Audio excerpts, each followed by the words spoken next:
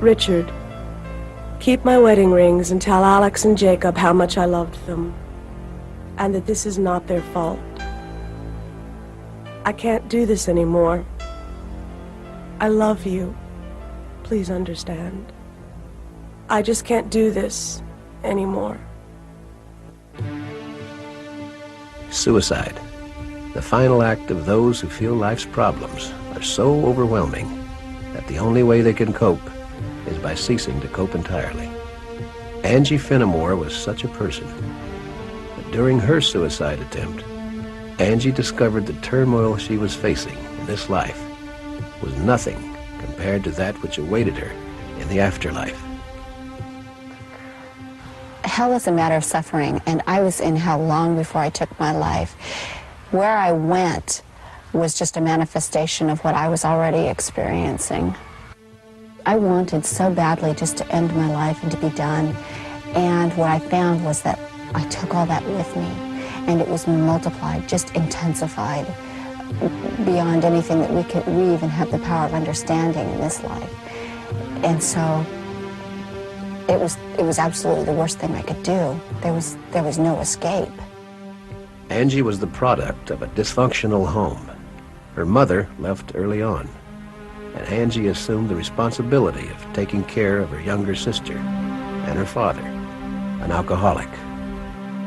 The young girl carried out her new role as best she could, but the situation began to deteriorate, and eventually Angie became a victim of psychological abuse, sexual abuse, and was consumed with feelings of utter worthlessness.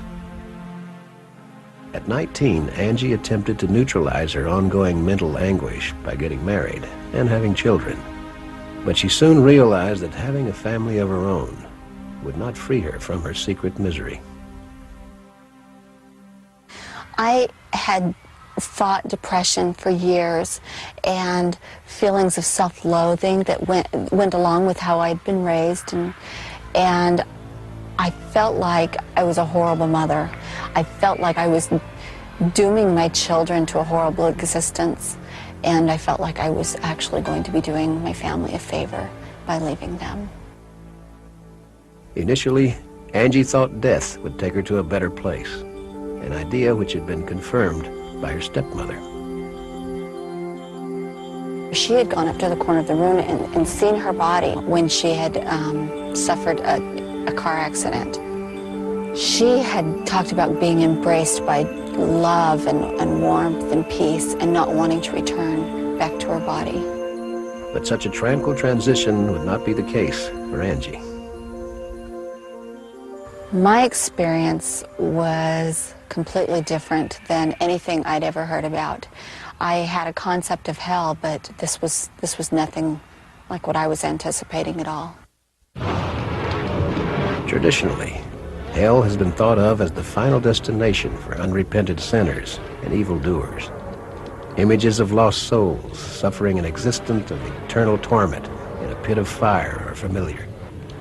But Angie's experience of the netherworld was not one of physical suffering. Instead, she found hell to be a place of unrelenting emotional distress. Angie's journey into the abyss began one cold January morning when, after failing to end her life by slashing her wrist, she took an overdose of pills and laid down on a couch to die. When I was dying, I could feel this tremendous energy encompass me, and I could feel my spirit and my body separating. And it was very powerful and far more real than anything I've experienced in this life. As her spirit left her body, Angie became aware of images racing toward her. What I saw was actually my very first memory, and that was of being born.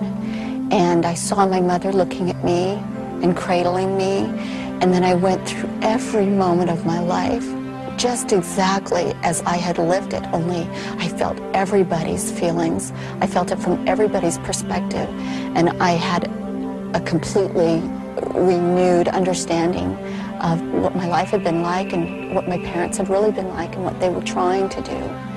And I found it very interesting that my mother was was such a significant part of my life. I'd forgotten most of my memories with her because she had left when I was 9.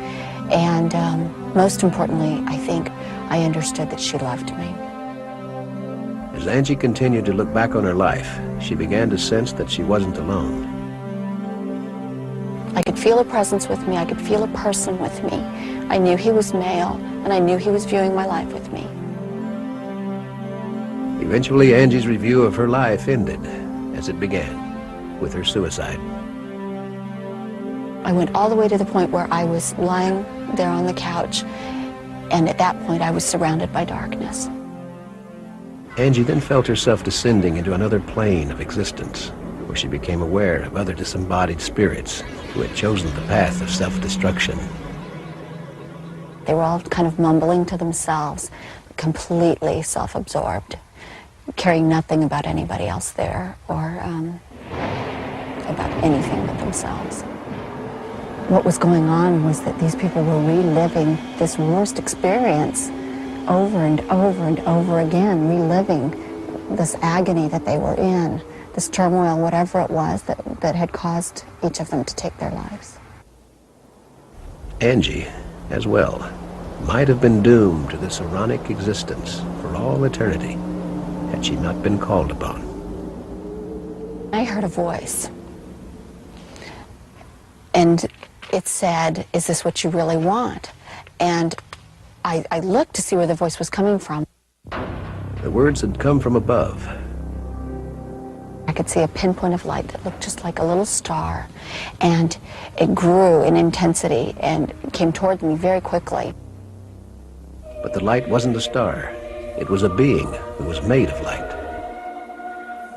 And as he approached, I realized that this was God. I didn't have to be told. It was like the universe reverberated his name. And then he said, "You can't take your life. It's not yours to take. And life is supposed to be hard. You have to pass through these things. All of us have done this." And I was filled, as he spoke to me, with understanding about the purpose of life and what we're doing here and how important it is to think about how you treat other people. And then I felt another presence standing next to him, and I realized it was the same being that had been next to me during my life review. Though Angie could not see this second presence, she sensed an inexplicable connection with him. I could feel this incredible love and peace and compassion coming from him, and pain as well. And I knew that this was for what I had done. And then I heard him say, and I still couldn't see him, but I heard him say, "Don't you understand? I've done this for you." And when he said those words, I understood that I was in the presence of the Savior of the world. And I could feel what he had done for me. I was taken into that experience, into when he suffered for me, and I caught that moment of his life and understood that this was a very real and literal thing that had happened. And then I was shown what would happen to my children if I were to take my life and remain dead. And my oldest son in particular was harmed so terribly by the grief and the pain that he would have to suffer through his life that he was rendered incapable of even completing his mission here successfully. With the knowledge of the potential fate of her children, Angie's desire to die disappeared. And it was at that point that I was ready to come back. I think I just needed to understand that my life is not my own, that what we're doing here is so important, and every life that we touch is important. Angie's return to her body was instantaneous. When I came back, I rushed very quickly through the darkness, and when I opened my eyes, I was lying on the couch, and I could feel all the pain that I'd experienced, the drugs that I had taken, and my husband was coming through the front door at the same time. Looking back on the incident, Angie now realizes how she came to a place where she felt the need to kill herself. I didn't get there because other people had done things to me as much as that I had chosen not to overcome the things that are intentionally given to us, problems, things that we need to overcome so that we can grow. I still have trials that I have to overcome, but the important thing is to find happiness and to actually make happiness. Recently, Angie gave birth to her third child, David, and the happiness which his presence has brought to her is clear.